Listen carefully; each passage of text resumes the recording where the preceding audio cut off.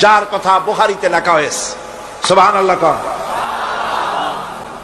যুবক মানুষ ইসলাম কবুল করেছেন। ইসলাম কবুল করতে গিয়ে বাড়ি ঘর জায়গা জমি কিছুই ছিল না। ছোট্ট অবস্থায় বাবা মারা গেছে, চাচার ঘরে লালিত পালিত হচ্ছিলেন। এরপরে রাসূলের প্রতি ঈমান আনবেন, চাচার ভয়তে পারেন না। হুজুর হিজরত করলেন। আব্দুল্লাহ তার নাম ছিল, আব্দুল উজ্জা।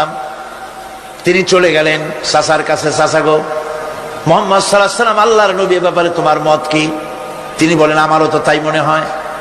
যদি তাই মনে হয় তার উপর ঈমান আনবেন কিনা? চাচা বলে, না, কখনো ঈমান আনবো না। ভাতিজা বলতেছেন, চাচাজি, বছরের পর বছর ধরে অপেক্ষা করতেছিলাম, আমি আপনার অধীনে আছি বলে ইসলাম কবুল করতে পারি নাই। আমার ইচ্ছা ছিল আপনি আগে করবেন, তারপরে আপনাকে দেখা দেখি আমি করব। কিন্তু আপনি যখন ইসলাম কবুল করলেন না, আর করবেন না বলে যখন ঘোষণা দিলেন, আপনাকে উপস্থিত রেখে আমি ঘোষণা দিলাম, লা ইলাহা ইল্লাল্লাহু মুহাম্মাদুর রাসূলুল্লাহ। চাচা বলছে, ভাতিজা, এর পরিণাম জানো? কয়, না, জানি না। এর পরিণাম হচ্ছে তুমি আমার বাড়িতে থাকো, আমার বাড়ি ছাড়তে হবে। বললেন, রাজি আছি। উট ছাগল ভেড়া ঘোড়া যা দিছি ছাড়তে হবে। বলছে, রাজি আছি। চাচা বলছে, শুধু তাই নয়, পরনে যে লুঙ্গি আছে, গায়ে যে জামা আছে, তামার পয়সার লুঙ্গি জামা ছাড়তে হবে। ভাতিজা বলছে, ঈমানের জন্য যা চাও সব ছেড়ে দেব। জামা লুঙ্গি খুলে ফেলে দিয়ে দিলেন। হাদিস। তিনি চলে গেলেন মায়ের কাছে ওই অবস্থায়। মা এই যুবক ছেলেকে উলঙ্গ অবস্থায় দেখে 2 হাত দিয়ে নিজের চোখ চেপে ধরেছেন। বাবা, তোমার এই অবস্থা কেন? ছেলে বলছেন, মা, ঈমান আনার কারণে আমার এই অবস্থা হয়েছে। মা বলে, বাবারে, কি চাও আমার কাছে? আব্দুল উজ্জা বলছে, মা, কিচ্ছু চাই না, একটুখানি কাপড় আমারে দাও, আমি বিশ্ব নবী মুহাম্মদ সাল্লাল্লাহু আলাইহি ওয়াসাল্লামের খেদমতে যেতে চাই। মায়ের কাছে পুরানা কম্বল ছিল, কম্বলটা তিনি দিয়ে দিলেন। হযরতে, এখনো তো সে মুসলমান হয়নি, ওই কম্বলটা ছিঁড়ে নিয়ে 2 টুকরা করে কম্বলটা পরলেন, আদাটা, তাতে করে হাঁটু ঢাকে না, আর একটা কোন রকম গায়ে দিলেন। এরপরে হেঁটে হেঁটে কষ্ট করে মদিনায় চলে গেলেন। মসজিদে নববীর ভিতরে ঢুকে দরজার কাছে বসা বিশ্বনবী জনাবে মুহাম্মদুর রাসূলুল্লাহ সাল্লাল্লাহু আলাইহি ওয়াসাল্লাম মসজিদে নববীতে, যুবক, হাঁটুর উপরে কাপড়, মাথার চুল উস্কো খুস্কো চেহারা, ক্ষুধার্ত চেহারা। হুজুর জিজ্ঞেস করছেন, তুমি কে? তিনি বললেন, আমার নাম আব্দুল উজ্জা। তোমার এই অবস্থা কেন? তিনি বললেন, হুজুর, ঈমান আনার জন্য বাড়ি ঘর জায়গা জমিন উট বাছুর সব হারাইছি, এমনকি পরনের লুঙ্গিও আমারে দেয় নাই, মার কম্বলটা ছিঁড়িয়ে এনেছি। নবীজি আসহাবে সুফফার ভিতরেই তাকে বসতে দিলেন, তাকে থাকতে দিলেন, আর বললেন, তারে কোরআন শরীফ শিখাবা। আব্দুল উজ্জাকে হুজুর বললেন, তোমার নাম উজ্জা নয়, তোমার নাম আব্দুল্লাহ। হাদিস শরীফে এসেছে, আল্লাহর কাছে 2টা নাম বেশি প্রিয়, একটা হচ্ছে আব্দুল্লাহ, আর একটা হচ্ছে আব্দুর রহমান। মুসলমান হলেন। এরপরে আসহাবে সুফফার মধ্যে বসে আছেন, কোরআন শরীফ জোরে জোরে তেলাওয়াত করেন। আসহাবে সুফফা রাসূলের কাছে নালিশ করলেন, অভিযোগ করলেন, হুজুর, এই আব্দুল্লাহর কোরআন শরীফ এত জোরে পড়ে, তার চিল্লানির জ্বালায় আমরা বিশ্রাম করতে পারি না। নবীজি বললেন, সাহাবীরা, আব্দুল্লাহকে বেশি করে চিল্লাইতে দাও, বাধা দিও না, কারণ তার ঈমান বড় দামের ঈমান হয়েছে, ঈমান আনতে গিয়ে কিছু আনতে পারে নাই, তাকে বাধা দিও না, প্রাণ ভরে চিল্লাইতে দাও, জোরে জোরে পড়তে দাও। ইতিমধ্যে তাবুকের যুদ্ধে রণদামামা বেজে উঠেছে। রোমান সৈন্যরা হুজুরের সঙ্গে যুদ্ধ করবে, জিহাদ করবে, ইসলামকে পরাজিত করার জন্য তারা আক্রমণের প্রস্তুতি নিল। নবীজি রোমানদের সঙ্গে লড়াই হবে বলে সাহাবায়ে কেরামদের কাছে সাহায্য চাইলেন, যার কাছে যা আছে অস্ত্রপাতি জমা করো, টাকা দাও, পয়সা দাও। সবাই মিলে দিতে লাগলেন। দিতে দিতে মহিলারা গলার হার, নাকের ফুল, কানের দুল হুজুরের সামনে স্তূপ হয়ে গেছে, টাকা কড়ি সোনা দানা সব শুদ্ধ। হুজুর বলছেন, সাহাবীরা সবাই তো সব জিনিস দিলে, আমার আবু বকর রে দেখি না কেন? হযরত আবু বকর রাদিয়াল্লাহু তাআলা আনহু একটা পিলারের আড়ালে দাঁড়ানো ছিলেন। হুজুরের ডাক শুনে তিনি আসলেন, হাতে ছোট্ট একটা থলি, চোখে পানি। থলিটা হুজুরের হাতে তুলে দিলেন। হুজুর থলি ছাড়লেন, দেখা গেল কয়েকটা দিরহাম আর কয়েক কেজি গম, আর কিছু নাই। হুজুর তাকালেন, দেখছেন আবু বকর রাদিয়াল্লাহু তাআলা আনহুর চোখের পানিতে দাড়ি ভিজে ভিজে পড়তেছে। হুজুর বললেন, আমার সাহাবীরা, আজ তোমরা সকলে মিলে যে দান করেছো, সেই দানের তুলনায় আবু বকর যে দান করেছে আল্লাহ রাব্বুল আলামিনের কাছে তা বেশি মূল্য হয়েছে। মনের মধ্যে অনেকের প্রশ্ন জাগলো, কেমন করে তা হলো? আমরা এত এত দিলাম। হুজুর জিজ্ঞেস করলেন, ও সাহাবী, তুমি কত দিয়েছো? বাড়ি কত আছে? তিনি বললেন, এত দিছি, এত আছে। তুমি কত দিয়েছো? কত রেখে এসেছো? প্রত্যেকে এরকম বলল। হযরতে ওসমান, হযরতে ওমর, হযরতে আলী রিদওয়ানুল্লাহ তাআলা আলাইহিম আজমাইন, তারাও বললেন, অর্ধেক এনেছি, অর্ধেক থুই আসছি, 2 ভাগ এনেছি, 1 ভাগ রেখে আসছি। সব শেষে নবীজি হযরত আবু বকর রাদিয়াল্লাহু তাআলা আনহুকে প্রশ্ন করলেন, আবু বকর, তুমি কি এনেছো আর বাড়ি কি রেখে এসেছো? হযরত আবু বকর বলেন, ইয়া রাসূলুল্লাহ, ইয়া হাবিবাল্লাহ, আমার বাড়িতে জাগতিক সম্পদ বলতে যা বুঝায় সবটুকু এনে নবীজির কদম মোবারকে দান করে দিয়েছি। আবু বকরের ঘরে এখন আল্লাহ আর তার রাসূল ছাড়া কোনো জিনিস বাকি নাই, যা ছিল সব এনেছি। হুজুর জিহাদে রওনা হলেন 30,000 সৈন্য সাথে, 30,000 সৈন্য নিয়ে নবীজি তাবুকের দিকে চললেন। পথের মধ্যে হযরত আব্দুল্লাহ এসে হুজুরের সামনে দাঁড়ায় গেছেন। আব্দুল্লাহ এসে বলেন, ইয়া রাসূলুল্লাহ, একটু দাঁড়ান। এই জিহাদে মেয়ে লোক, পুরুষেরা, সাহাবীরা সবাই প্রাণ ভরে দান করলো, কিন্তু আমি এমন এক বান্দা, আল্লাহর কিছুই দিতে পারলাম না। আমার তো দেওয়ার মতো কিছুই নাই হুজুর, আমার দেওয়ার মতো কিছুই নাই। তবে আমি আপনার কাছে দোয়া চাই, আপনি দোয়া করুন, আমি যেন এই যুদ্ধে, এই জিহাদের ময়দানে আমি যেন শহীদ হতে পারি। নবীজি বললেন, একটু বাকল নিয়ে আসো গাছের। একটা গাছের বাকল আনা হলো। এই বাকলটা হুজুর নিজ হাতে আব্দুল্লাহর হাতে বাঁধা দিলেন, আর বললেন, রব্বুল আলামিন, আমি আব্দুল্লাহর রক্ত কাফেরদের জন্য হারাম করে দিলাম। হযরত তাবুকের ময়দানে হুজুর চলে গেলেন। কয়েকদিন পরে খবর আসলো হুজুরের কাছে, আব্দুল্লাহ কয়েকদিন জ্বর ভোগ করে আব্দুল্লাহ মারা গিয়েছেন। হুজুর বললেন, তার জানাজার ব্যবস্থা করো, কাফন দাফনের ব্যবস্থা করো। ব্যবস্থা হয়ে গেল। রাতের বেলায় দাফন হবে। একজন লোক কবরের কাছে দাঁড়ায় টিম টিম করে একটা আলো নিয়ে দাঁড়ায় আছে, আর একজন লোক কবরের ভিতরে নেমেছেন। 2 ব্যক্তি লাশ 2 হাতে উঁচু করে নিয়ে আসতেছেন কবরের কাছে। যিনি কবরের ভিতরে দাঁড়ানো, তিনি বলতেছেন, লাশ বহন করে তোমরা যে 2 জন আনতেছো, লাশের সাথে খবরদার বেয়াদবি করো না, তোমাদের ভাইয়ের সঙ্গে আদব করো। এই বলে কবরের ভিতরে যিনি দাঁড়িয়েছিলেন, তিনি লাশটারে ধরলেন। কবরের ভিতরে দাঁড়িয়ে যিনি লাশ ধরেছেন, লাশকে কবরে শোয়াই দিয়েছেন, তিনি আর কেউ নন, তিনি বিশ্ব নবী মুহাম্মদুর রাসূলুল্লাহ। নিজের হাতে হযরত আব্দুল্লাহকে শোয়াই দিলেন। লাশ বহন করে যে 2 জন আনলেন, তার একজন হলেন হযরত আবু বকর, আর একজন হযরত ওমর রাদিয়াল্লাহু তাআলা আনহুমা। আর আলো নিয়ে যিনি দাঁড়িয়েছেন, টিম টিম করে জ্বলতেছেন, তিনি হযরত বেলাল। কবরের ভিতরে হযরত আব্দুল্লাহকে শুইয়ে দিয়ে উপরে মাটি দিয়ে নবীজি কবরের 2 দিকে হাত দিয়া আল্লাহ রাব্বুল আলামিনের দরবারে ফরিয়াদ তুললেন, রব্বুল আলামিন, আমি আজকে সন্ধ্যা পর্যন্ত এই আব্দুল্লাহর প্রতি রাজি ছিলাম, খুশি ছিলাম। আল্লাহ গো, তুমি আব্দুল্লাহর প্রতি রাজি হয়ে যাও। হযরত ইবনে মাসউদ রাদিয়াল্লাহু তাআলা আনহু পাশে দাঁড়ানো ছিলেন। চিৎকার দিয়ে কেঁদে কেঁদে বললেন, আয় আল্লাহ তাআলা, এই কবরের ভিতরে আজকে আব্দুল্লাহর লাশটা না হইয়া যদি আমার লাশ হতো, আমার ভাগ্যটা খুলে যেত। শহীদের মর্যাদা আল্লাহ পাকের কাছে সব থেকে বেশি। এই শহীদের পথ নিয়ামত প্রাপ্তদের পথ। যারা নিয়ামত পেয়েছে পৃথিবীতে, নবীজিন, সিদ্দিকিন, শুহাদা, এরাই হচ্ছেন নিয়ামত প্রাপ্ত। আল্লাহর রাস্তায় জীবন দেওয়ায় যে মজা, পৃথিবীতে আর কোনো কিছুতে সেই মজা নাই।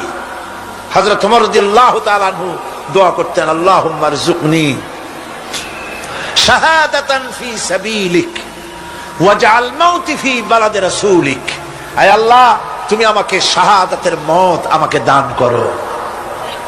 শাহাদাতের তামান্না প্রত্যেকটি মুসলমানের ভেতরে থাকতে হবে। শহীদ হওয়া যাবে ইসলামের জন্য। সময় হয়তো আসতে পারে, হয়তো এমন সময় আসতে পারে যখন কোরআনের মর্যাদাকে টিকে রাখার জন্য, সুন্নতে নববীকে টিকে রাখার জন্য জান দেওয়া লাগতে পারে। তখন কি আপনারা জীবন দিতে পারবেন? কোন অবস্থাতেই ইসলামী আদর্শের বিরুদ্ধাচরণ করেনি তারাই হচ্ছেন সালেহীন। ইসলামের আদর্শ ছাড়ে নাই, পরিত্যাগ করে নাই, জীবনের সবকিছুর বিনিময় এটাকে আঁকড়ে ধরে থেকেছেন। ইসলামী আদর্শের পরিপন্থী কিচ্ছু করেন নাই।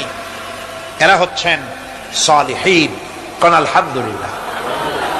আল্লাহর অনুগ্রহ প্রাপ্ত কয় শ্রেণী? 4 শ্রেণী। নবীজিন,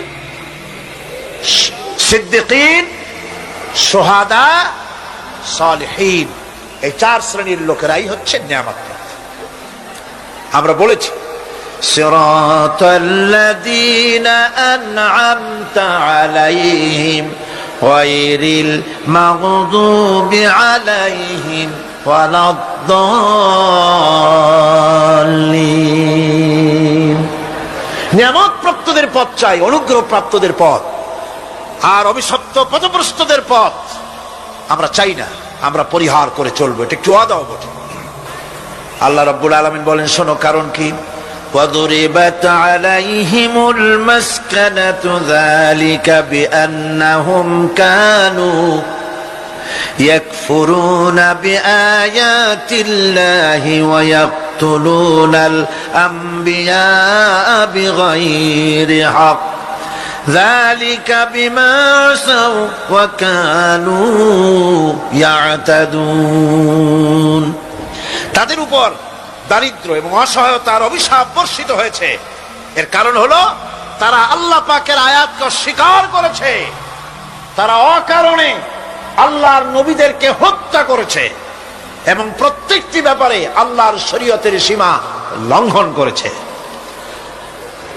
যুরিবাত আলাইহিমুল যিল্লাতু ওয়াল মাসকানা ওয়া বাউ বিগাযাবিন মিনাল্লাহ। আল্লাহ পাক বলেছেন, চিরকাল ইহুদিরা অভিশপ্ত, তাদের কোন আবাসস্থল হবে না, সারা জীবন ঘুরে বেড়াবে। আপনারা বলবেন, কই ঘুরে বেড়ায় না তো, তাদের তো জায়গা হইছে জেরুজালেমে, ইসরায়েলে, সেখানে তারা জায়গা করে নিয়েছে। তাহলে এটা কেমন হলো? এটা এইভাবে হয়েছে। ওখানে তাদেরকে প্রতিষ্ঠিত করেছে আমেরিকা, ঠিক কিনা? আল্লাহ পাক কোরআন শরীফের মধ্যে বলেছেন, যদিও মানুষের সাহায্যে কোন জায়গায় তাদেরকে আল্লাহর ইচ্ছায় অথবা মানুষের সাহায্যে কোথাও যদি জায়গা হয়, অপমানের জীবন যাপন করতে হবে সারাটা জীবন, কিয়ামত পর্যন্ত দুকে দুকে মরতে হবে, দেশে দেশে ঘুরে বেড়াতে হবে ভিক্ষুকের মতো। সে অবস্থাই হয়েছে। আমেরিকা ওদের উপর থেকে হাত উঠায় নিক, মধ্যপ্রাচ্যের আজকের 20 ফোড়া ইসরায়েল, আমেরিকা যদি তাদের রুবুবিয়াতে প্রতিপালনের হাতটা উঠায় নেয়, তাহলে আরব দেশে যত লোক আছে যুদ্ধ করা লাগবে না, এক পাশে গিয়ে পেশাব করলে ভাসিয়া লোহিত সাগরে চলে যাবে। সুতরাং এই ইহুদিদের পথ অনুসরণ করা যাবে না। ইহুদিরা অপরাধ করছিল কি? একটু আগেই বললাম, তারা আল্লাহর আয়াতকে অস্বীকার করেছে, তারা নবীদেরকে হত্যা করেছে। এটাই হলো তাদের অপরাধ। তারা শরীয়তের ব্যাপারে বাড়াবাড়ি করেছে। আর খ্রিস্টানরা, তাদের অপরাধ কি? তাদের অপরাধ হচ্ছে তারা আল্লাহর বিধানের উপরে তারাও বাড়াবাড়ি করেছে। তারা নিজেদের আল্লাহর বিধান বাদ দিয়ে নিজেদের মন গড়া জীবন যাপন শুরু করেছে। তারা ঈসা আলাইহিস সালামকে আল্লাহর ছেলে বানাইছে। তারা মদ খায়, তারা জিনা করে, তারা শুকর খায়, তাদের উপরে শরিয়াতকে সম্পূর্ণ বুড়ো আঙ্গুল দেখায়া তারা মুশরিকের চাইতেও খারাপ হয়ে গিয়েছে, ঠিক কিনা? এরা হিন্দুরা কখনো বলে না যে আল্লাহর ছেলে মেয়ে আছে, বলে নাকি? কিন্তু ওরা আল্লাহর ছেলে বানাইছে, মেয়ে বানাইছে, বউ বানাইছে। নাউজুবিল্লাহ। আমেরিকায়, ইংল্যান্ডে, সেসব জায়গায় গির্জায় আজ আর খ্রিস্টান যাওয়ার লোক নাই। সপ্তাহে একদিন ইবাদত করে, সানডে। সেই সপ্তাহের একদিন ইবাদত করতে লোক পাওয়া যায় না। সেদিন তারা ফুর্তিনার্তি করার জন্য বউ বাচ্চা নিয়ে, মদ টদ নিয়ে, সিবেচে গিয়ে কাপড় চোপড় ভালাইয়া যা খুশি তাই করে। তারা মসজিদে আসে না, কি বলে, গির্জায় যায় না। ফলে আমার নিজের চোখে দেখেছি বহুত গির্জা এমন আছে যার সামনে লেখা আছে ফর সেল, বিক্রয়ের জন্য। এই সাইনবোর্ড যখন লাগায়, এলাকার মুসলমানেরা চান্দা তুলিয়া গির্জা কিনা সব সমানে মসজিদ বানাইতেছে। ইংল্যান্ডে আজ থেকে 100 বছর আগে মসজিদ ছিল মাত্র একটা। সেই গ্রেট ব্রিটেনে এখন মসজিদের সংখ্যা 7,000-এর উপরে। আলহামদুলিল্লাহ। সুতরাং এই খ্রিস্টান এবং ইহুদিদের পথ অনুসরণ করা যাবে না, কিন্তু তারপরেও আমরা অনুসরণ করছি না, করছি না? করছি। বিশ্বকবি, কবি সম্রাট আল্লামা ডক্টর ইকবাল রহমাতুল্লাহ আলাইহি সুন্দর করে বলেছেন, ওয়াদা মে হো তুম নসারা তু তামাদ্দুন মে হনুদ, ওয়াদা মে হো তুম নসারা তু তামাদ্দুন মে হনুদ, ये मुसलमान है जिन्हें देख के शर्माए यहूद। চাল চলনে হিন্দু তুমি, বেশভূষাতে খ্রিস্টান, মুসলমান এই যারে দেখে ইহুদ করে লজ্জা জ্ঞান। তুমি নাকি মুসলমান? কাপড় চোপড় দেখলে মনে হয় তুমি তো খ্রিস্টান, জামা কাপড় তোমার অবস্থা দেখলে মনে হয় তুমি খ্রিস্টান, তোমার ওঠা বসা, বিয়ে শাদী, সংস্কৃতি দেখলে মনে হয় তুমি হিন্দু, আর তোমার লেনদেন দেখলে ইহুদিরা পর্যন্ত তোমাকে ঘৃণা করে। কথা ঠিক কিনা? কথা ঠিক কিনা? এই হলো মুসলমানদের অবস্থা। সুতরাং আল্লাহ পাক বলছেন ইহুদিদেরকে ছাড়তে হবে, খ্রিস্টানদের অনুকরণ ছাড়তে হবে। ইহুদি খ্রিস্টান সকলের অনুকরণ ছেড়ে দিয়ে নিয়ামত প্রাপ্ত ওই 4 শ্রেণীর লোকের অনুসরণ করতে হবে, তাহলেই খাঁটি মুসলমান হওয়া যাবে। কোন আলহামদুলিল্লাহ। এই হলো সূরা ফাতিহা।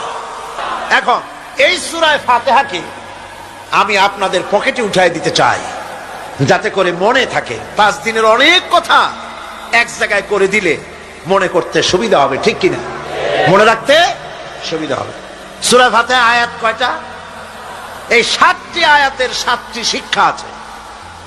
সূরা ফাতিহার শিক্ষা 1, সকল প্রশংসা কেবলমাত্র হাদিস শরীফে এসেছে, ইদা মুদিহাল ফাসিকু ইহতাজ্জাতিল আরশ।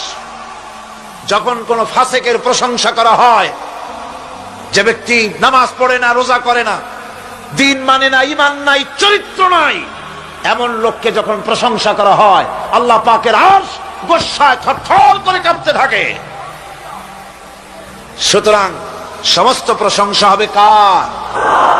পার্লামেন্টে যখন বাজেট বক্তৃতা হলো, বাজেটের উপরে 39 ঘন্টা আলোচনার সুযোগ এলো।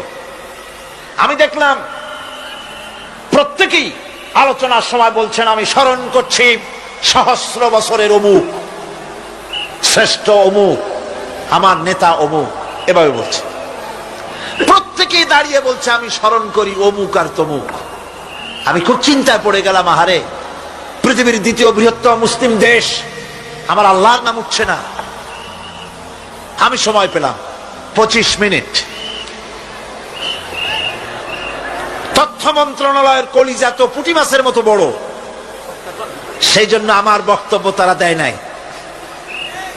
ওই 25 মিনিটে আমি যে আলোচনা করেছি, আমি প্রথম দাঁড়ায়া আমার তৃপ্তি, মনে হয় এই রকমের তৃপ্তি আমার কখনো নিকট বর্তমানে, কোনদিন হয়েছি কিনা আল্লাহ জানে, ওই দিন আমি যা তৃপ্তি পেয়েছি।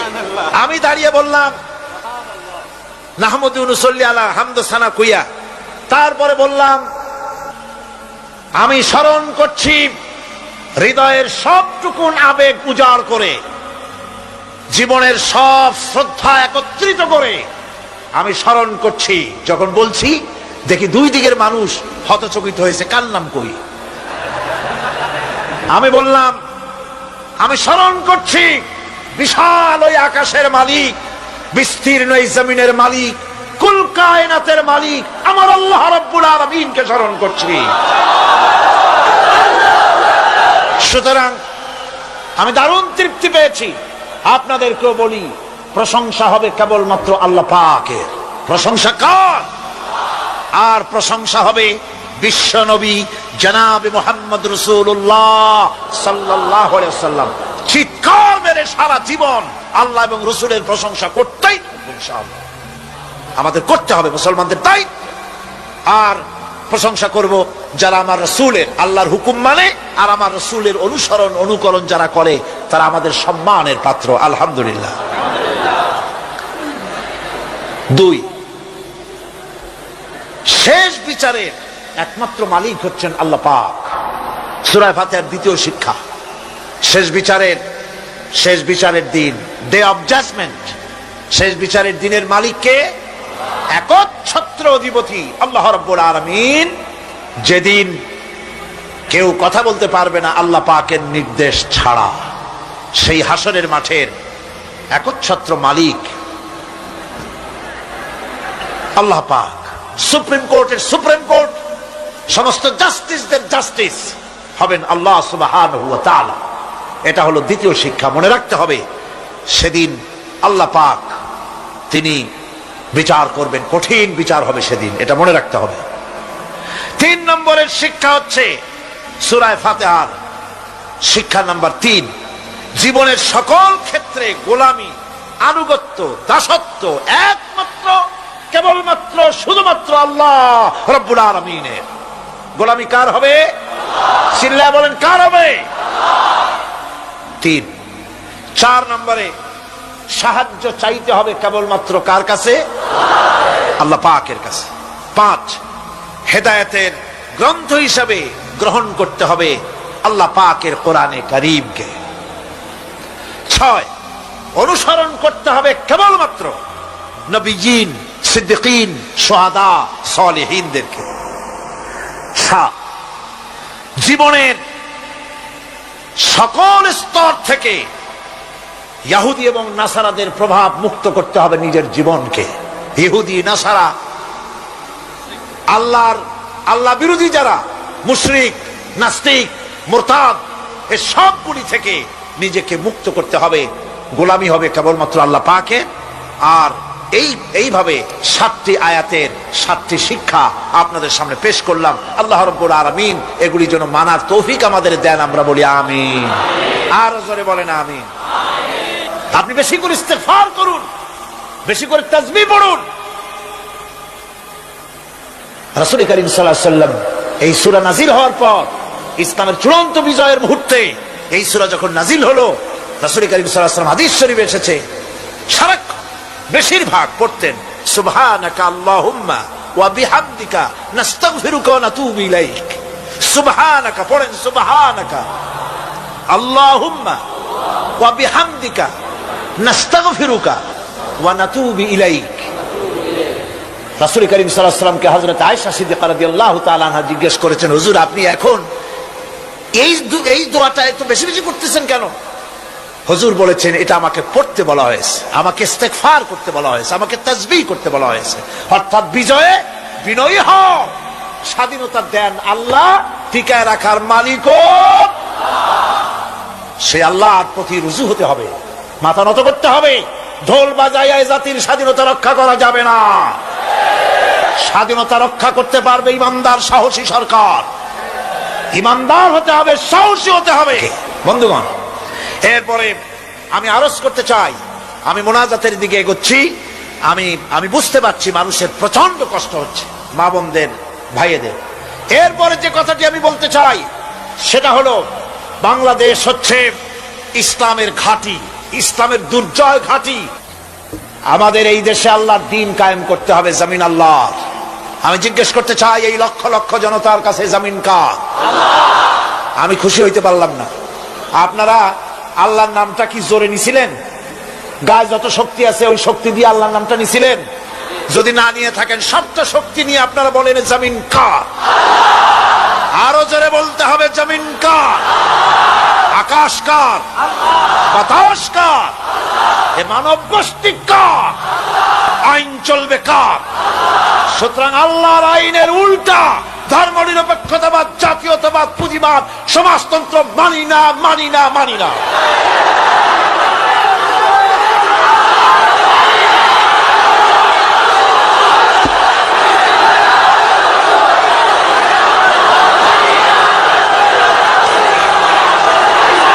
আল্লাহর এই জমিনে সরে যাও। আল্লাহর এই জমিনে প্রয়োজন হচ্ছে আল্লাহর দ্বীন প্রতিষ্ঠার জন্য ঐক্যবদ্ধ প্রচেষ্টা। এজন্য চাই ওলামা মাশায়েখদের ঐক্য। কি চাই? ওলামা মাশায়েখদের ঐক্য চাই। কথা ঠিক কিনা? কিন্তু আমাদের দেশের এক শ্রেণীর ওলামা আছেন, তাদের প্রতি সম্পূর্ণ শ্রদ্ধা জানিয়ে বলছি, ওনারা বুঝতে পারেন না, ওনাদের অজান্তেই ওনাদেরকে নির্বাচনে খাড়া করে দেয় পয়সা দিয়া। হুজুর আপনার খরচ হবে না, যা লাগে দিয়ে দেব। আপনার মতো লোক যদি নির্বাচন না করে, আপনি যদি পার্লামেন্টে না যান, তো পার্লামেন্ট দিয়ে হবে কি? ওই হুজুর বোঝেন না যে আমি পার্লামেন্টে যাই করবো নাকি? ওখানে যাই কড়িকাঠ জানলার দরজা কয়টা গুনিয়েই গুলি দিতে পারবে না। ওনার জামানাত বাজেয়াপ্ত হবে, উনি তা নিজেও জানেন। তারপরে ইসলামী আন্দোলনের একটা লোক যদি ফেল করানো যায়, সেজন্যই সম্পূর্ণ ইখলাসের সাথে উনি দাঁড়ায় যান। যদি আল্লাহ না করুন এদেশে ইসলামী আদর্শ বাস্তবায়িত না হয়, ইসলামী স্টেট কায়েম না হয়, তাহলে কিয়ামতের দিন আলেম ওলামা পীরেরা জনগণের চাইতে সবচাইতে বড় আসামি হবে কিয়ামত। আল্লাহ পাক এ জাতির ওলামাদের, এ জাতির রাহবরদেরকে ঐক্যবদ্ধ হওয়ার তৌফিক দান করুন। হযরত আব্দুল্লাহ জুলবাজানাইন, যার কথা বুখারীতে লেখা হয়েছে, সুবহানাল্লাহ। যুবক মানুষ ইসলাম কবুল করেছেন। ইসলাম কবুল করতে গিয়ে বাড়ি ঘর জায়গা জমি কিছুই ছিল না। ছোট্ট অবস্থায় বাবা মারা গেছে, চাচার ঘরে লালিত পালিত হচ্ছিলেন। এরপরে রাসূলের প্রতি ঈমান আনবেন, চাচার ভয়তে পারেন না। হুজুর হিজরত করলেন। আব্দুল্লাহ, তার নাম ছিল আব্দুল উজ্জা। তিনি চলে গেলেন চাচার কাছে। চাচা গো, মুহাম্মদ সাল্লাল্লাহু আলাইহি ওয়াসাল্লাম আল্লাহর নবী, ব্যাপারে তোমার মত কি? তিনি বলেন, আমারও তো তাই মনে হয়। যদি তাই মনে হয়, তার উপর ঈমান আনবেন কিনা? চাচা বলে, না, কখনো ঈমান আনবো না। ভাতিজা বলতেছেন, চাচাজি, বছরের পর বছর ধরে অপেক্ষা করতেছিলাম, আমি আপনার অধীনে আছি বলে ইসলাম কবুল করতে পারি নাই। আমার ইচ্ছা ছিল আপনি আগে করবেন, তারপরে আপনাকে দেখা দেখি আমি করব। কিন্তু আপনি যখন ইসলাম কবুল করলেন না, আর করবেন না বলে যখন ঘোষণা দিলেন, আপনাকে উপস্থিত রেখে আমি ঘোষণা দিলাম, লা ইলাহা ইল্লাল্লাহু মুহাম্মাদুর রাসূলুল্লাহ। চাচা বলছে, ভাতিজা, এর পরিণাম জানো? কয়, না, জানি না। এর পরিণাম হচ্ছে তুমি আমার বাড়িতে থাকো, আমার বাড়ি ছাড়তে হবে। বললেন, রাজি আছি। উট ছাগল ভেড়া ঘোড়া যা দিছি ছাড়তে হবে। বলছে, রাজি আছে। চাচা বলছে, শুধু তাই নয়, পরনের যে লুঙ্গি আছে, গায়ে যে জামা আছে, তামার পয়সার লুঙ্গি জামা ছাড়তে হবে। ভাতিজা বলছে, ইমানের জন্য যা চাও সব ছাড়িয়ে দেব। জামা লুঙ্গি খুলে ফেলে দিয়ে দিলেন। হাদিস। তিনি চলে গেলেন মায়ের কাছে ওই অবস্থায়। মা এই যুবক ছেলেকে উলঙ্গ অবস্থায় দেখে দুই হাত দিয়ে নিজের চোখ চেপে ধরেছেন। বাবা, তোমার এই অবস্থা কেন? ছেলে বলছেন, মা, ঈমান আনার কারণে আমার এই অবস্থা হয়েছে। মা বলে, বাবারে, কি চাও আমার কাছে? আব্দুল উজ্জা বলছে, মা, কিচ্ছু চাই না, একটুখানি কাপড় আমারে দাও, আমি বিশ্ব নবী মুহাম্মদ সাল্লাল্লাহু আলাইহি ওয়াসাল্লামের খেদমতে যেতে চাই। মায়ের কাছে পুরানা কম্বল ছিল, কম্বলটা তিনি দিয়ে দিলেন হযরতে। এখনো তো সে মুসলমান হয়নি। ওই কম্বলটা ছিঁড়ে নিয়ে দুই টুকরা করে কম্বলটা পরলেন, আদাটা তাতে করে হাঁটু ঢাকে না, আর একটা কোন রকম গায়ে দিলেন। এরপরে হেঁটে হেঁটে কষ্ট করে মদিনায় চলে গেলেন। মসজিদে নববীর ভিতরে ঢুকে দরজার কাছে বসা বিশ্বনবী জনাবে মুহাম্মদ রাসূলুল্লাহ সাল্লাল্লাহু আলাইহি ওয়াসাল্লাম মসজিদে নববীতে, যুবক, হাঁটুর উপরে কাপড়, মাথার চুল, উস্কো খুস্কো চেহারা, ক্ষুধার্ত চেহারা। হুজুর জিজ্ঞেস করছেন তুমি কে? তিনি বললেন আমার নাম আব্দুল উজ্জা। তোমার এই অবস্থা কেন? তিনি বললেন হুজুর ঈমান আনার জন্য বাড়ি ঘর জায়গা জমিন উট বাছুর সব হারাইছি, এমনকি পরনের লুঙ্গিও আমারে দেয় নাই, মার কম্বলটা ছিঁড়িয়ে এনেছি। নবীজি আসহাবে সুফফার ভিতরেই তাকে বসতে দিলেন, তাকে থাকতে দিলেন, আর বললেন তারে কোরআন শরীফ শিখাবা। আব্দুল উজ্জাকে হুজুর বললেন তোমার নাম উজ্জা নয়, তোমার নাম আব্দুল্লাহ। হাদিস শরীফে এসেছে আল্লাহর কাছে দুইটা নাম বেশি প্রিয়, একটা হচ্ছে আব্দুল্লাহ আর একটা হচ্ছে আব্দুর রহমান। মুসলমান হলেন। এরপরে আসহাবে সুফফার মধ্যে বসে আছেন, কোরআন শরীফ জোরে জোরে তেলাওয়াত করেন। আসহাবে সুফফা রাসূলের কাছে নালিশ করলেন, অভিযোগ করলেন, হুজুর এই আব্দুল্লাহর কোরআন শরীফ এত জোরে পড়ে, তার চিল্লানির জ্বালায় আমরা বিশ্রাম করতে পারি না। নবীজি বললেন সাহাবীরা আব্দুল্লাহকে বেশি করে চিল্লাইতে দাও, বাধা দিও না, কারণ তার ঈমান বড় দামের ঈমান হয়েছে, ঈমান আনতে গিয়ে কিছু আনতে পারে নাই, তাকে বাধা দিও না, প্রাণ ভরে চিল্লাইতে দাও, জোরে জোরে পড়তে দাও। ইতিমধ্যে তাবুকের যুদ্ধের রণদামামা বেজে উঠেছে। রোমান সৈন্যরা হুজুরের সঙ্গে যুদ্ধ করবে, জিহাদ করবে, ইসলামকে পরাজিত করার জন্য তারা আক্রমণের প্রস্তুতি নিল। নবীজি রোমানদের সঙ্গে লড়াই হবে বলে সাহাবায়ে কিরামদের কাছে সাহায্য চাইলেন, যার কাছে যা আছে অস্ত্রপাতি জমা করো, টাকা দাও, পয়সা দাও। সবাই মিলে দিতে লাগলেন। দিতে দিতে মহিলারা গলার হার, নাকের ফুল, কানের দুল হুজুরের সামনে স্তূপ হয়ে গেছে, টাকা কড়ি, সোনা দানা সব শুদ্ধ। হুজুর বলছেন সাহাবীরা সবাই তো সব জিনিস দিলে, আমার আবু বকর রে দেখি না কেন? হযরত আবু বকর রাদিয়াল্লাহু তাআলা আনহু একটা পিলারের আড়ালে দাঁড়ানো ছিলেন।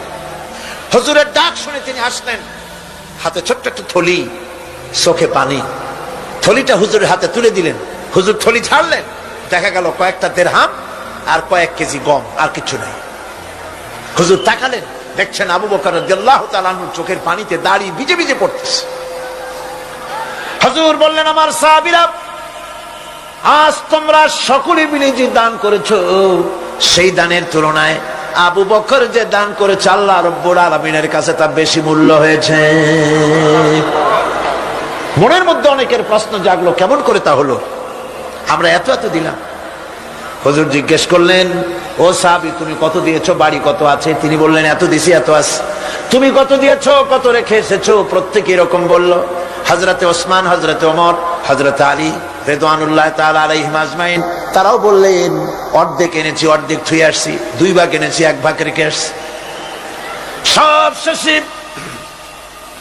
নবীজি হযরত আবু বকর রাদিয়াল্লাহু তাআলা আনহুকে প্রশ্ন করলেন, আবু বকর তুমি কি এনেছো আর বাড়ি কি রেখে এসেছো? হযরত আবু বকর বলেন ইয়া রাসূলুল্লাহ, ইয়া হাবিবাল্লাহ, আমার বাড়িতে জাগতিক সম্পদ বলতে যা বুঝায় সবটুকু এনে নবীজির কদম মোবারকে দান করে দিয়েছি। আবু বকরের ঘরে এখন আল্লাহ আর তার রাসূল ছাড়া কোনো জিনিস বাকি নাই, যা ছিল সব এনেছি। হুজুর জিহাদে রওনা হলেন 30,000 সৈন্য সাথে, 30,000 সৈন্য নিয়ে নবীজি তাবুকের দিকে চললেন। পথের মধ্যে হযরত আব্দুল্লাহ এসে হুজুরের সামনে দাঁড়ায় গেছেন। আব্দুল্লাহ এসে বলেন ইয়া রাসূলুল্লাহ একটু দাঁড়ান। এই জিহাদে মেয়ে লোক পুরুষেরা সাহাবীরা সবাই প্রাণ ভরে দান করলো, কিন্তু আমি এমন এক বান্দা আল্লাহর কিছুই দিতে পারলাম না। আমার তো দেওয়ার মতো কিছুই নাই হুজুর, আমার দেওয়ার মতো কিছুই নাই, তবে আমি আপনার কাছে দোয়া চাই, আপনি দোয়া করুন আমি যেন এই যুদ্ধে, এই জিহাদের ময়দানে আমি যেন শহীদ হতে পারি। নবীজি বললেন একটু বাকল নিয়ে আসো গাছের। একটা গাছের বাকল আনা হলো। এই বাকলটা হুজুর নিজ হাতে আব্দুল্লাহর হাতে বাঁধা দিলেন আর বললেন, রব্বুল আলামিন, আমি আব্দুল্লাহর রক্ত কাফেরদের জন্য হারাম করে দিলাম। হযরত তাবুকের ময়দানে হুজুর চলে গেলেন। কয়েকদিন পরে খবর আসলো হুজুরের কাছে, আব্দুল্লাহ কয়েকদিন জ্বর ভোগ করে আব্দুল্লাহ মারা গিয়েছেন। হুজুর বললেন, তার জানাজার ব্যবস্থা করো, কাফন দাফনের ব্যবস্থা করো। ব্যবস্থা হয়ে গেল। রাতের বেলায় দাফন হবে। একজন লোক কবরের কাছে দাঁড়ায় টিম টিম করে একটা আলো নিয়ে দাঁড়ায় আছে, আর একজন লোক কবরের ভিতরে নেমেছেন। দুই ব্যক্তি লাশ দুই হাতে উঁচু করে নিয়ে আসতেছেন কবরের কাছে।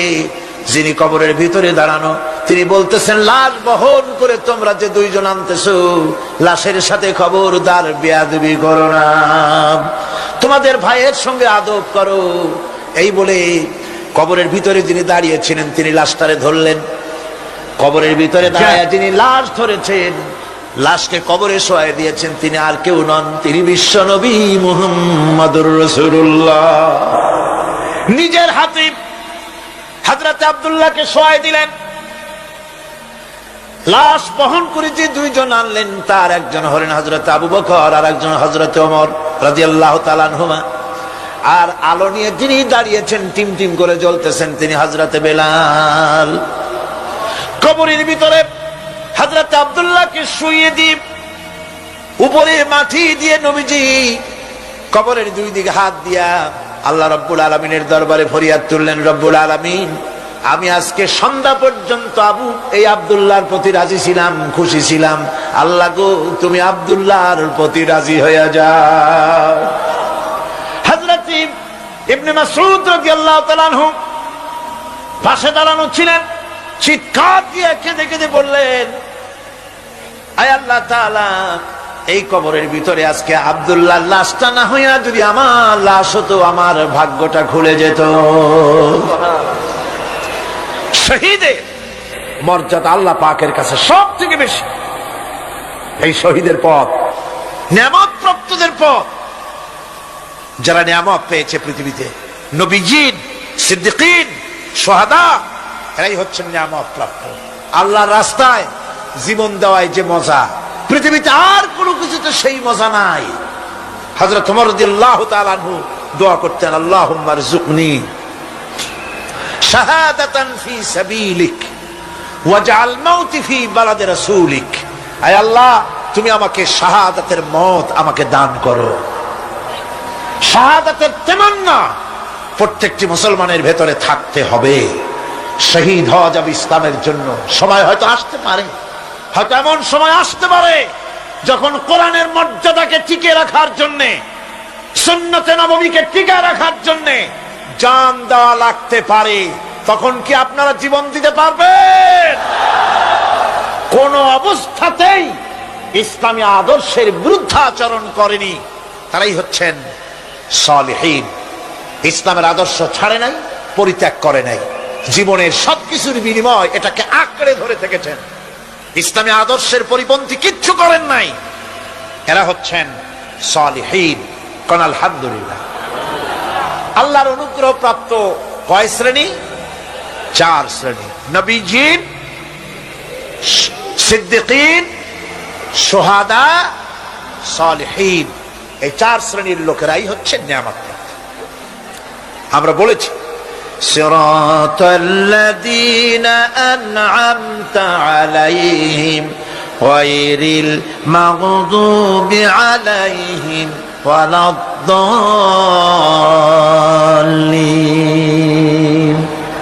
নিয়ামত প্রাপ্তদের পথ চাই, অনুগ্রহ প্রাপ্তদের পথ, আর অভিশপ্ত পথভ্রষ্টদের পথ আমরা চাই না।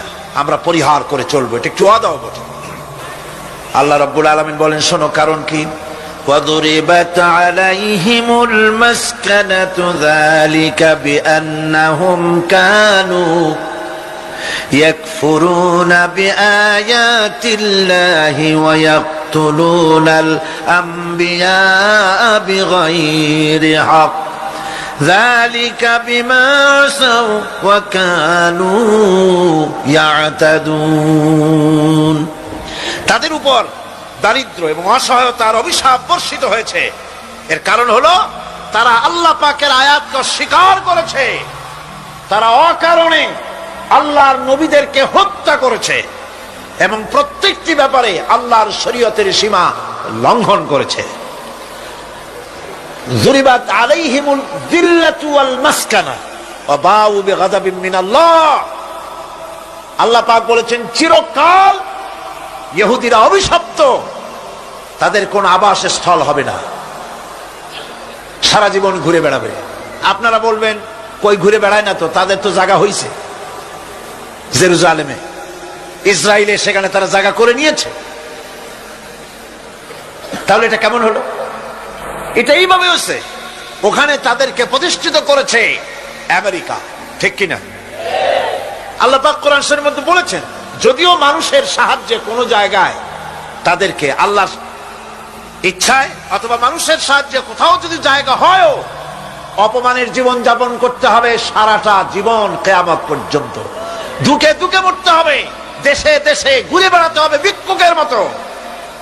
সে অবস্থাই হয়েছে। আমেরিকা ওদের উপর থেকে হাত উঠায় নিক, মধ্যপ্রাচ্যের আজকের 20 ফোড়া ইসরায়েল, আমেরিকা যদি তাদের রুবুবিয়াতে প্রতিপালনের হাতটা উঠায় নেয়, তাহলে আরব দেশে যত লোক আছে যুদ্ধ করা লাগবে না, এক পাশে গিয়ে পেশাব করলে ভাইসে লোহিত সাগরে চলে যাবে। সুতরাং এই ইহুদিদের পথ অনুসরণ করা যাবে না। ইহুদিরা অপরাধ করছিল কি? একটু আগেই বললাম, তারা আল্লাহর আয়াতকে অস্বীকার করেছে, তারা নবীদেরকে হত্যা করেছে, এটাই হলো তাদের অপরাধ। তারা শরীয়তের ব্যাপারে বাড়াবাড়ি করেছে। আর খ্রিস্টানরা, তাদের অপরাধ কি? তাদের অপরাধ হচ্ছে তারা আল্লাহর বিধানের উপরে তারাও বাড়াবাড়ি করেছে। তারা নিজেদের আল্লাহর বিধান বাদ দিয়ে নিজেদের মন গড়া জীবন যাপন শুরু করেছে। তারা ঈসা আলাইহিস সালামকে আল্লাহর ছেলে বানাইছে। তারা মদ খায়, তারা জিনা করে, তারা শুকর খায়। তাদের উপরে শরীয়তকে সম্পূর্ণ বুড়ো আঙ্গুল দেখায়া তারা মুশরিকের চাইতেও খারাপ হয়ে গিয়েছে, ঠিক কিনা? এরা, হিন্দুরা কখনো বলে না যে আল্লাহর ছেলে মেয়ে আছে, বলে নাকি? কিন্তু ওরা আল্লাহর ছেলে বানাইছে, মেয়ে বানাইছে, বউ বানাইছে। নাউযুবিল্লাহ। আমেরিকায়, ইংল্যান্ডে, সেসব জায়গায় গির্জায় আজ আর খ্রিস্টান যাওয়ার লোক নাই। সপ্তাহে একদিন ইবাদত করে, সানডে। সেই সপ্তাহের একদিন ইবাদত করতে লোক পাওয়া যায় না।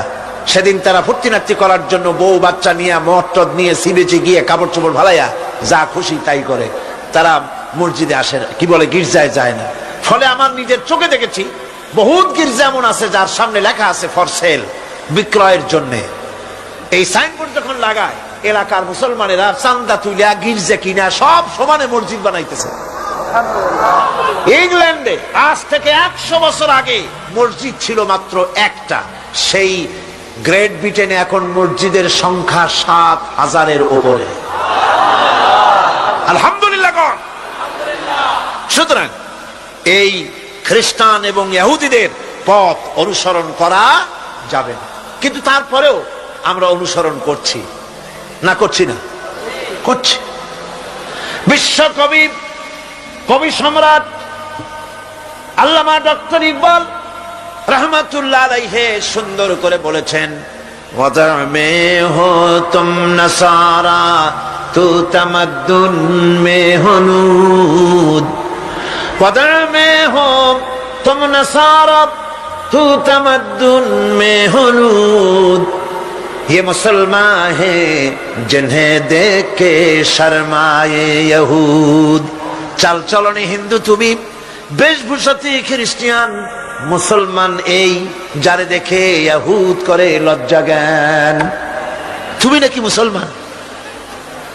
কাপড় চোপড় দেখলে মনে হয় তুমি তো খ্রিস্টান। জামা কাপড়, তোমার অবস্থা দেখলে মনে হয় তুমি খ্রিস্টান। তোমার ওঠা বসা, বিয়ে শাদী, সংস্কৃতি দেখলে মনে হয় তুমি হিন্দু। আর তোমার লেনদেন দেখলে ইহুদিরা পর্যন্ত তোমাকে ঘৃণা করে। কথা ঠিক কিনা? কথা ঠিক কিনা? এই হলো মুসলমানদের অবস্থা। সুতরাং আল্লাহ পাক বলছেন ইহুদিদেরকে ছাড়তে হবে, খ্রিস্টানদের অনুকরণ ছাড়তে হবে।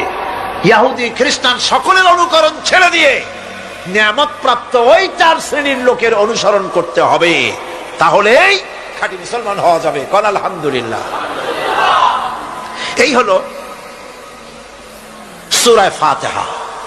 এখন এই সূরা ফাতিহাকে আমি আপনাদের পকেটে উঠাই দিতে চাই, যাতে করে মনে থাকে। 5 দিনের অনেক কথা এক জায়গায় করে দিলে মনে করতে সুবিধা হবে, ঠিক কিনা? মনে রাখতে সুবিধা হবে। সূরা ফাতিহা আয়াত কয়টা? এই 7টি আয়াতের 7টি শিক্ষা আছে। সূরা ফাতিহার শিক্ষা 1, সকল প্রশংসা কেবলমাত্র হাদিস শরীফে এসেছে, ইদা মুদিহাল ফাসিকু ইহতাজ্জাতিল আরশ। যখন কোন ফাসিকের প্রশংসা করা হয়, যে ব্যক্তি নামাজ পড়ে না, রোজা করে না, দিন মানে না, ঈমান নাই, চরিত্র নাই, এমন লোককে যখন প্রশংসা করা হয়, আল্লাহ পাকের আরশ গোসায় থরথর করে কাঁপতে থাকে। সুতরাং সমস্ত প্রশংসা হবে কার? পার্লামেন্টে যখন বাজেট বক্তৃতা হলো, বাজেটের উপরে 39 ঘন্টা আলোচনার সুযোগ এলো। আমি দেখলাম প্রত্যেকেই আলোচনার সময় বলছেন, আমি স্মরণ করছি সহস্র বছরের অমুক, শ্রেষ্ঠ অমুক, আমার নেতা অমুক, এভাবে বলছে। প্রত্যেকেই দাঁড়িয়ে বলছে, আমি স্মরণ করি অমুক আর তমুক। আমি খুব চিন্তায় পড়ে গেলাম, আহারে, পৃথিবীর 2য় বৃহত্তম মুসলিম দেশ, আমার আল্লাহর নাম উঠছে না। আমি সময় পেলাম 25 মিনিট।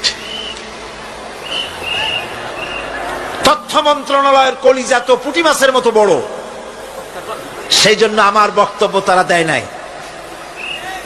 ওই 25 মিনিটে আমি যে আলোচনা করেছি, আমি প্রথম দাঁড়ায়া আমার তৃপ্তি, মনে হয় এই রকমের তৃপ্তি আমার কখনো নিকট বর্তমানে কোনদিন হয়েছে কিনা আল্লাহ জানে। ওই দিন আমি যা তৃপ্তি পেয়েছি, আমি দাঁড়িয়ে বললাম নাহমাদু ওয়া নুসাল্লি আলা হামদু সানা কুইয়া।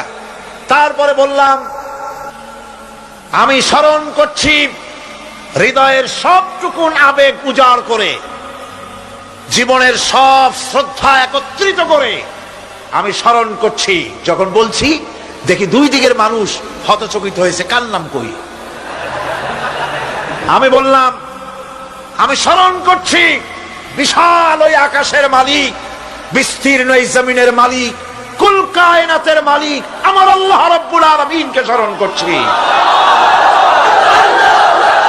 সুতরাং আমি দারুণ তৃপ্তি পেয়েছি।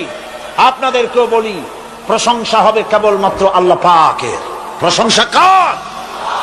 আর প্রশংসা হবে বিশ্ব নবী জনাবে মুহাম্মদ রাসূলুল্লাহ সাল্লাল্লাহু আলাইহি ওয়াসাল্লাম।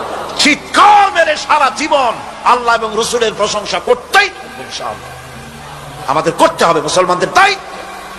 আর প্রশংসা করব যারা আমার রাসূলের, আল্লাহর হুকুম মানে আর আমার রাসূলের অনুসরণ অনুকরণ যারা করে, তারা আমাদের সম্মানের পাত্র, আলহামদুলিল্লাহ। 2, শেষ বিচারের একমাত্র মালিক হচ্ছেন আল্লাহ পাক। সূরা ফাতিহার 2য় শিক্ষা, শেষ বিচারের দিন, ডে অফ জাজমেন্ট, শেষ বিচারের দিনের মালিককে? একচ্ছত্র অধিপতি আল্লাহ রাব্বুল আলামিন। যেদিন কেউ কথা বলতে পারবে না আল্লাহ পাকের নির্দেশ ছাড়া, সেই হাসরের মাঠের একচ্ছত্র মালিক আল্লাহ পাক। সুপ্রিম কোর্টের সুপ্রিম কোর্ট, সমস্ত জাস্টিসদের জাস্টিস হবেন আল্লাহ সুবহানাহু ওয়া তাআলা। এটা হলো 2য় শিক্ষা, মনে রাখতে হবে। সেদিন আল্লাহ পাক তিনি বিচার করবেন, কঠিন বিচার হবে সেদিন, এটা মনে রাখতে হবে। 3 নম্বরের শিক্ষা হচ্ছে সূরা ফাতিহার শিক্ষা নাম্বার 3, জীবনের সকল ক্ষেত্রে গোলামি, আনুগত্য, দাসত্ব একমাত্র কেবলমাত্র শুধুমাত্র আল্লাহ রাব্বুল আলামিনের। গোলামি কার হবে? চিল্লায় বলেন কার হবে? 3 4 নম্বরে সাহায্য চাইতে হবে কেবলমাত্র কার কাছে? আল্লাহ পাকের কাছে। 5 হেদায়েতের গ্রন্থ হিসাবে গ্রহণ করতে হবে আল্লাহ পাকের কোরআনে কারীমকে। 6 অনুসরণ করতে হবে কেবলমাত্র নবীজিন, সিদ্দিকিন, শুহাদা, সালেহিনদেরকে। 7 জীবনের সকল স্তর থেকে ইহুদি এবং নাসারাদের প্রভাব মুক্ত করতে হবে নিজের জীবনকে। ইহুদি, নাসারা, আল্লাহ বিরোধী যারা মুশরিক, নাস্তিক, মুরতাদ, এই সবগুলি থেকে নিজেকে মুক্ত করতে হবে। গোলামি হবে কেবলমাত্র আল্লাহ পাকের। আর এইভাবে 7টি আয়াতের 7টি শিক্ষা আপনাদের সামনে পেশ করলাম। আল্লাহ রাব্বুল আলামিন এগুলি যেন মানার তৌফিক আমাদের দেন, আমরা বলি আমিন। আর জোরে বলেন আমিন। আপনি বেশি করে ইস্তেগফার করুন, বেশি করে তাসবিহ পড়ুন। রাসূল করিম সাল্লাল্লাহু আলাইহি ওয়াসাল্লাম এই সূরা নাযিল হওয়ার পর, ইসলামের চূড়ান্ত বিজয়ের মুহূর্তে এই সূরা যখন নাযিল হলো, রাসূল করিম সাল্লাল্লাহু আলাইহি ওয়াসাল্লাম হাদিস শরীফে এসেছে সারাক্ষণ বেশিরভাগ পড়তেন সুবহানাকা আল্লাহুম্মা ওয়া বিহামদিকা নাস্তাগফিরুকা ওয়া নাতুবু ইলাইক। সুবহানাকা পড়েন, সুবহানাকা আল্লাহুম্মা ওয়া বিহামদিকা নাস্তাগফিরুকা ওয়া নাতুবু ইলাইক। রাসূল করিম সাল্লাল্লাহু আলাইহি ওয়াসাল্লামকে হযরত আয়েশা সিদ্দিকা রাদিয়াল্লাহু তাআলা আনহা জিজ্ঞেস করেছেন, হুজুর আপনি এখন এই দোয়াটা এত বেশি বেশি করতেছেন কেন? হুজুর বলেছেন এটা আমাকে পড়তে বলা হয়েছে, আমাকে ইস্তেগফার করতে বলা হয়েছে, আমাকে তাসবিহ করতে বলা হয়েছে। অর্থাৎ বিজয়ে বিনয়ী হও, স্বাধীনতা দেন আল্লাহ, টিকায় রাখার মালিকও সে আল্লাহর প্রতি রুজু হতে হবে, মাথা নত করতে হবে। ঢোল বাজাইয়া জাতির স্বাধীনতা রক্ষা করা যাবে না। স্বাধীনতা রক্ষা করতে পারবে ইমানদার, সাহসী সরকার। ইমানদার হতে হবে, সাহসী হতে হবে। বন্ধুগণ, এরপরে আমি আরজ করতে চাই, আমি মোনাজাতের দিকে এগোচ্ছি। আমি বুঝতে পারছি মানুষের প্রচন্ড কষ্ট হচ্ছে, মা বোনদের, ভাইয়েদের। এরপরে যে কথাটি আমি বলতে চাই সেটা হলো, বাংলাদেশ হচ্ছে ইসলামের ঘাঁটি, ইসলামের দুর্জয় ঘাঁটি। আমাদের এই দেশে আল্লাহর দ্বীন কায়েম করতে হবে, জমিন আল্লাহ। আমি জিজ্ঞেস করতে চাই, এই লক্ষ লক্ষ জনতার কাছে জমিন কার? আমি খুশি হইতে পারলাম না। আপনারা আল্লাহর নামটা কি জোরে নিছিলেন? গায়ে যত শক্তি আছে ওই শক্তি দিয়ে আল্লাহর নামটা নিছিলেন? যদি না নিয়ে থাকেন, সবটা শক্তি নিয়ে আপনারা বলেন জমিন কার? আরো জোরে বলতে হবে, জমিন কার? আকাশ কার? বাতাস কার? এ মানব গোষ্ঠী কার? আইন চলবে কার?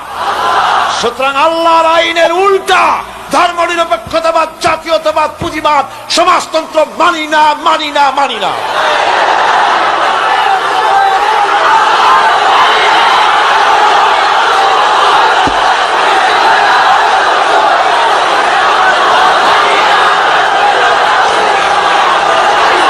আল্লাহর এই জমিনে সরে যাও।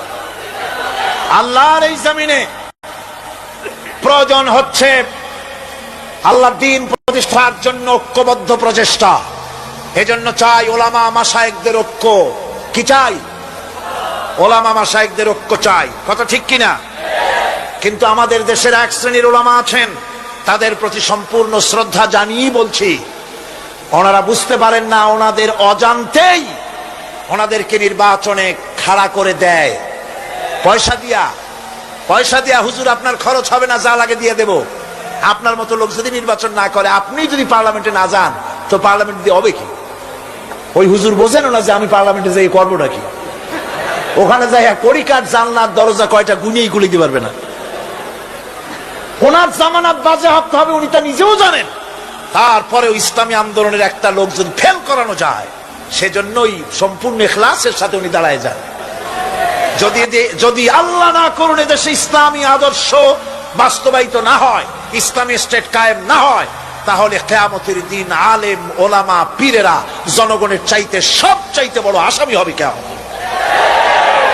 আল্লাহ পাক এ জাতির ওলামাদের, এ জাতির রাহবারদেরকে ঐক্যবদ্ধ হওয়ার তৌফিক দান করুন। হযরত আব্দুল্লাহ জুলবাজানাইন, যার কথা বুখারীতে লেখা হয়েছে। সুবহানাল্লাহ। যুবক মানুষ ইসলাম কবুল করেছেন। ইসলাম কবুল করতে গিয়ে বাড়ি ঘর জায়গা জমি কিছুই ছিল না। ছোট্ট অবস্থায় বাবা